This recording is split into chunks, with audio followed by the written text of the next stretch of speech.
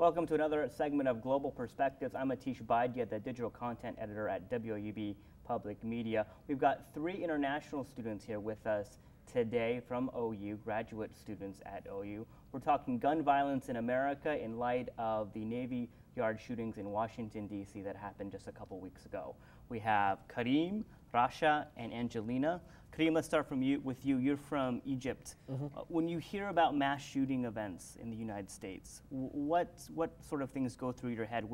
How do you perceive it? What do you guys talk about back in Egypt? Yeah, of course it's a sad thing to listen about gun and mass shooting everywhere in the world, because at the end of the day people die, so that's like something too bad. And but the point is, the main difference between here and in Egypt, for example, is that we actually perceive that in Egypt the value of human life is way cheaper, and that's a sad thing. Meaning that, for example, if you listen about, if you hear about something, accident or shooting or something that 10, 20, even 30 people died, it wouldn't be something as massive as when here one dies. You know what I mean? Why do you think that is? Why do you not react as much to a larger number in Egypt when something happens? Because you've experienced incidents where hundreds died, and so when you get to listen that 10 people died, of course it moves you, but it's not in the same way that it did before, because you got used to hundreds of people dying every day. You know what I mean? Does the incidence of mass shootings in the United States alter your perception about safety in the United States, about the culture of violence in the United States? Yeah, especially that I came here for a training as well in WOUB, and so getting more exposed to the news made me feel that there's kind of it's not too much safe, you know? There are too much drug busts, there are too much shootings as well, controversy about the gun control, like in Texas and here and everywhere, so it's altering my perspective in some way. What about you, Rasha, from Palestine? When you hear news about mass shootings in the United States, does it alter your perception of this country based on your experiences in your own country? Of course. I mean, back in Palestine, people always think that the U.S. is the safest place, but when you see these events, you kind of wonder, oh, that's not true. And then one thing that happens, it's like a discussion that occurs in Palestine. Why do they allow people to have weapons? And I know it's in their law, but maybe since a human put the law, maybe they can just change it. I know it's very hard. There are like these parties and political, like the conservatives and the, so it's very hard to change it, but I mean, these things are happening more often, and they should really consider it. And what are some of the gun control laws, if any, in Palestine? How does that differ from the United States? How do you view having a gun or owning a gun in Palestine versus how it's perceived to be here? I don't know much about owning a gun in Palestine, honestly, but there is no gun sale, because when there is, it's, I think, illegal. Yeah. Do you feel coming here as a grad student, do you feel less safe, or? Yeah. Well, before coming to Ohio, I remember there was an incident in a kinder school. Yeah, Sandy Hook Elementary School. Yeah. I was thinking, oh, you know, sometimes I have wild imagination. What if I was in OU and some crazy guy wants to, or a girl, it doesn't matter, they just have a gun and start shooting people. Yeah. But and Karim talks about how in his country, you know, lots of people dying, unfortunately, incidents is sort of not a big deal. Same thing in Palestine, sort of that, I mean, you live in a sort of conflict, an area of conflict, so how does that? You become like numb towards these events, even though you still feel something. You get angry, you get mourning for 3 days, but you can't do anything about it. It's the political situation. Do you think Americans need to do more as a country to deal with gun violence or Yes, gun yes. control? Yes. And what would you think America should do as a country? Don't sell these weapons. I know it's a business really, because many people behind this will profit, but on the other hand, people are dying. And what I noticed this time in this gun is that he was an African American, and people made a big deal that he was an African American. And it's like they're very interested in the race, and it became a huge issue because he is an African American, and it's normal for an African American to get crazy. The perception is that criminals in this country are Yes. predominantly African American. So it's normal for that race That's a major issue. I think whenever an incident happens or an accident or whatever, people are more interested in knowing the ethnicity of the one who did it. I mean, he's a terrorist after all, regardless of his ethnicity, of his religion, of his background. He did a terrorist attack, so you cannot just like stick it to an ethnicity or religion or something. So that's a major thing that I noticed. Angelina, what about in Russia? Well, when we hear about gun violence in US, people normally get very supportive towards Americans who suffer, and very sympathetic.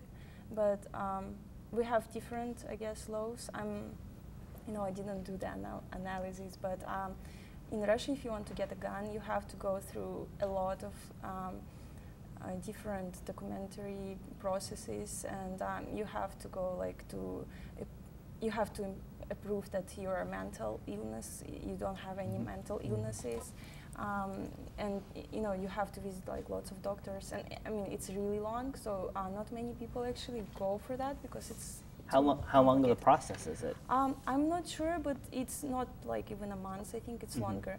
But of course there is a problem of corruption. Of course there is a black market and all of that. But at the same time, we don't hear about something like that happening in Russia. I don't know why. Maybe it is happening and they're just covering it up. I don't know, but I prefer to believe that it just not happening in this scale like in US, and but I think it's just different kind of thing in general here. And when I went to my pre-academic program in Arizona and I came here, both universities, that what I noticed, had these stickers saying that it's gun-free zone, and you never see that in Russia because we don't face that problem. That I don't have any friends who would carry weapons or who would have weapons at all, any kind. So it's kind of I think maybe it's because America seems to be the country of freedom, and it's good that government trusts their citizens and let them carry weapons, but maybe there should be some law enforcement towards the controlling gun distribution, within civil masses, because I think it's sad. So you talk about having to have a mental health check in order to own a weapon before you can to buy a weapon, and that's one of the big debates here in the United States in light of some of the shootings that have happened, especially probably with the Washington, D.C. Navy Yard, because the reports are that he may have some mental issues, and then with the Sandy Hook, the shooter there was supposedly had some mental health issues. You may not know, but to your knowledge, is that something that's always been in place, that sort of mental health check? Because here in the United States, you don't really need a mental health check, to my knowledge, but you do have to go a background check, and there's a process to see if you're a criminal, etc. But they've been kind of pushing the mental health aspect of gun ownership? I don't know how long it's been. For sure, it was. I would suggest that probably in the 20th century, because before that, I don't think there was a problem like that. But yeah, they do background also in Russia. But yeah, mental illness is very like serious part because I don't remember, but some of my friends they were trying to find out how to get a gun. It was some guy and. The process of mental illness is it's like really long. You have to do a lot of tests, even if you go just to military in Russia, like to army, even if it's mandatory and you kind of have to do that, they normally make you do the tests to see like your psychological state and everything. So yeah, especially military, I guess. And the same applies for the gun control. How would you describe the Russian culture's perspective on guns and owning guns? Or, you know, America's like Second Amendment, right to bear arms, don't take our guns away from us. This is one of our freedoms. This is something that's very important in sort of the foundation of American democracy. Is this idea that you can own a weapon. Yeah, it's very hard to talk, you know, as the face of Russia, but in this question I can just share my own opinion, and mostly like my friends, then we would just not, people would not vote to have that, to let everybody have guns, because it would be, you know, that any crazy guy would get it, and I mean that's would be the main, I guess, you know, rejection kind of thing why they don't want them to have guns. So it's nobody would say that. I mean, of course, there probably would be someone who would say that, you know, it's my freedom, it's democracy. But I'm pretty sure that most of the population will be really against that, because maybe that's like negative thing, but there's lack of trust in you know, other people, and you don't want to let somebody else to be in charge of your life. Karim, I was thinking about how about in Egyptian culture, what's the sort of ideas about gun ownership? Yeah, I just like first to pick up on what Angelina was saying, because I don't really think it's about lack of trust. I feel it's a matter of protection of civilians, you know. So in Egypt, you also have to go through steps or a certain procedure to own a gun. I don't know exactly like in detail the process, but you cannot just have a gun like that. You need to have a permit to have that gun. You're not free to own a weapon. Even I don't know, we call it a white weapon. I don't know how is it said in here. Like not just guns, other things. Just it can be like a small knife. It can be, these things are also prohibited in Egypt. Of course, some people have them, but I mean, according to law, it's prohibited. And I think it has to be like that, but it has to be actually enforced, whether here or there. And as I said, for me, it's not a matter of trust. It's a matter of protection. So I think you wouldn't be free just to have a gun like that.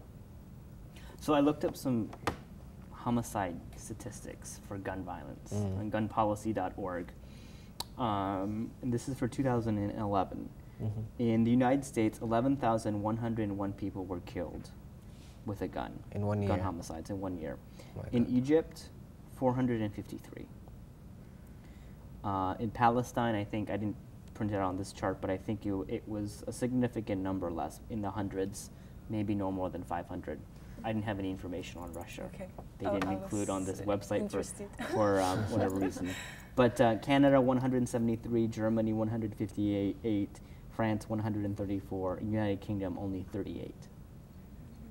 Only so of the 3 countries in North America, Canada, Mexico, United States, only Mexico had more, with 11,309 in 2011. When you hear those numbers, those statistics, what pops in your head? That it's not safe. I would For say. me, it's more like I think it's it's sad to hear, to think even that, but I think it's kind of like a snowball, because once one person did that, some other people watched it, maybe even several years ago, and then, you know, how idea just kind of get implemented in your mind, and then just like grow and grow and grow, and then at some point the person, because like all these people, they get the coverage, they get the media, they get, you know, kind of popularity, even though it's short term and negative, but still. And I think it's this kind of snowball thing that more people do it, more people think, I want to be on the cover too of New York Times or something. You know, and it is true, unfortunately. So there's this, you think some people do it for notoriety and attention, perhaps? Or it's a thought that plants in their head? Yeah, I think it's a lot, you know, again, I'm not a psychologist, but I think it's a lot connected, like, all together, because people do it for some reason, and they normally do it, you know, everybody wants to be noticeable, and if they're not noticeable and they can't make them not noticeable in any kind of way, they will do something bad, so, you know, others will recognize them as, you know, people. Rasha, for you, I had a question in regards to, because you're from Palestine and there's such a complicated and complex and interesting dynamic that goes on there between Palestine and Israel. Are some, and if you can't speak to this, let me know, but does Israel sort of prevent or have policies that prevent ownership of arms and weapons, etc., because of the dynamic that's going on? Yeah, you don't see people carrying weapons, and these people who carry weapons, you kind of wonder from where they get it, and it is in fact known that it's from Israeli side that they provide these weapons. It's like a black market of arms dealers that come. Yeah. And then if you have a weapon, does that imply that you are part of a militia or some sort of opposition group, or does that work? It's more complicated than that. Can you explain a little bit, or try to explain? We have some time. Yeah, so I don't know much about the gun business in Palestine, really, and all I know is it's just the same as drugs. You know, they recruit young Palestinian children and tell them to go sell drugs, you know, and I think it's the same thing with guns, like, because we don't have businesses selling guns, so from where do they come from? Kind of ask that question, and it is quite like a little obvious that there is a certain source. So, you know, in the United States, and I think we have a world, you know, media spreads quickly around the world now, so world event, something that happens in the United States isn't sort of confined to the United States. It will obviously, people will know about it all across the world. We had the Navy Yard shootings, 12 people were killed. But in the days preceding it, or just after it, in Chicago, 18 people were shot in 4 hours. Oh my God. In crime, in shooting incidents in the city. 18 people in 4 hours. But that doesn't get the media attention as a mass shooting, spectacular one event. I know why. It's the ethnicity. You think it's the ethnicity? Yes, because I think so. These are probably predominantly African Americans, lower income areas, etc. Maybe it differs from the states because less violence in Washington. And then gun violence in America. This is from the Huffington Post. At least 57 shot in weekend preceding Navy Yard shootings. 57, and we don't talk. This country doesn't talk about it. I think it's this particular incident is because it's in the Navy Yard, so that's like it's supposed to be really safe, you know, and supposed to be really protected. So if something like that happens there, Of course, it will attract much attention, but that does not mean that these incidents should not be covered. Like, these incidents should be covered as well. If incidents like this were happening in your countries, what kind of dialogue or conversation do you think would be happening within your own countries about issues surrounding? I would say conspiracy theory, first thing that comes in mind. Why conspiracy theory? I'll tell you something. For like, personally speaking, in Egypt, as I said, we're used to people getting killed, but it's people getting killed in train accidents, in car accidents, in clashes. Like, for example, 600 people died within the 14th of August till the 17th of August, I would say. About 600 people died. So, but for in a specific sort of event or political, exactly, but clashes. Some clashes, some exactly. ideological conflict, Exactly. not sort of random.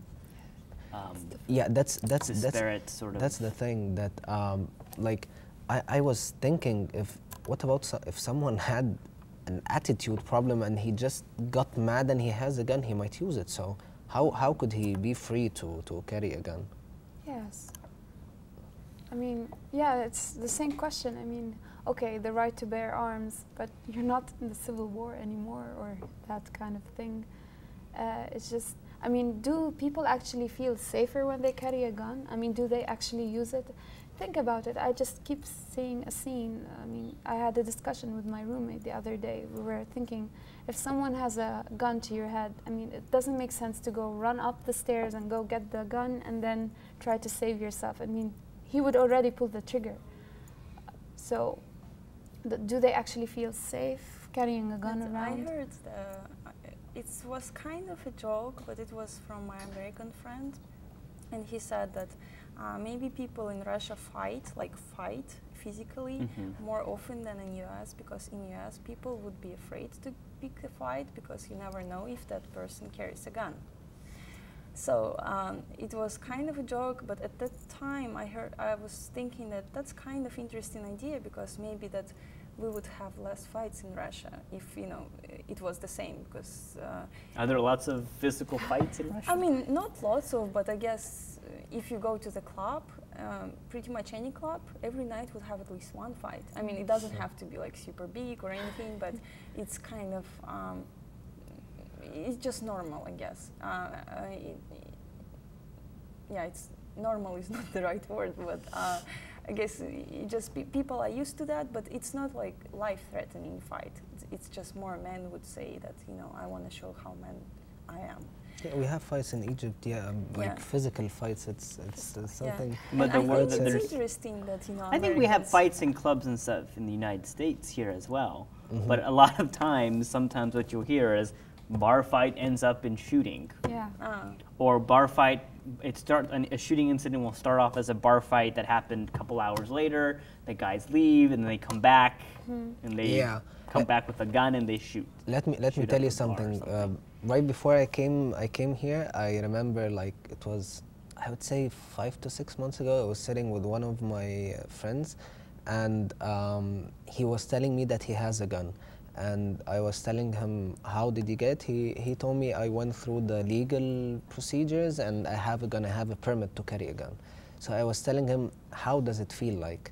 He went, it makes you feel stronger. So I told you, but isn't it dangerous? He told me, no, it's not anyone can carry a gun, because you can all of a sudden get really mad and get to use it. You have to be really in control of everything. And that's not even a last resort. It's just something that it's for extreme situations that might happen. But he was saying that if you just have a gun and it's like that easy, you can just get it out. And so that's why I think it's prohibited, and that's why I think it should be prohibited. Okay, I have a question for you. Why does he carry that gun? He told me that I got it. I got the permit just to have it for safety, and because he goes hunting sometimes. Is it American friend? No. Oh. In Egypt, that's an Egyptian friend in Egypt. Friend in Egypt. Yeah, I was talking with him in Egypt right before I came, like with a couple of 2, 3, 5. I can't remember. Would you feel safe having a gun? Would you feel safer? No, I don't think I am. Why could I carry a gun? You know, I just like, I don't think I should carry a gun.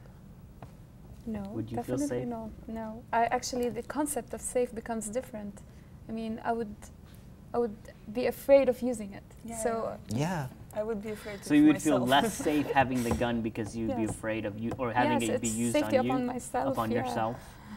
Yeah, you know, there is this saying that if in the theater scene there is a gun hanging on the wall, at least in the end of the play, it has to shoot. So basically, that's what I think, that if you carry a gun, then you are morally ready to use it. And if you are ready to use it in even extreme kind of situation, that makes me scared of myself using it. So I don't really want to be ready to use any weapon. Do you think there's a use for guns in hunting versus personal protection? Is there a distinction there? America is, especially in Ohio, lots of hunters, lots of folks that have weapons that they use for hunting and other recreational purposes outside of personal protection. I think they could just rent them, don't own them. Rent them, not own them. Yeah. I went hunting before. And we, I don't know actually if I was 15 years old back then, and I don't know if they rented or they had it, but I just went with them, and we used it in the field and stuff. We were hunting. Okay, so our final question is, I guess, Karim, because you've been in the military in Egypt, so you've used weapons, you've held weapons, you know how to use them. Do you think at least that everyone should at least know how to handle it? Because I think there's like a fear of not knowing, of being afraid of something, not knowing how to operate it, to use it. Even if you don't need it or don't want to buy it, but at least so you know how to operate or use it in some, who knows, situation where that may have to happen. Do you think people, do you think that people should, or would you, for other people, want them to know at least how how it works? No. Ignorance breeds fear is an argument that I'm making here. And then if you don't have ignorance, maybe you become less afraid. I believe we shouldn't need to know how to use a gun. Like even I was in the military. It's obligatory. You get drafted, and so you don't even get to use a gun unless you pass a certain time in the military, and then you can start learning how to use it. And why you're using it? Just simply because you're in the military, and you cannot, like, to tell you something, you cannot just, if you're in a mission or something, you cannot just use the gun unless your commander tells you use the gun. That's even in the police, and it's in the military. So I don't think people should know how to use a gun. In fact, I don't think people should own a gun. That's my point of view. We're out of time. Thank you so much, Karim, Rasha, Angelina, for your time and having this conversation with us. And thank you so much for joining us here on Global Perspectives, a WOUB Digital production. See you next time.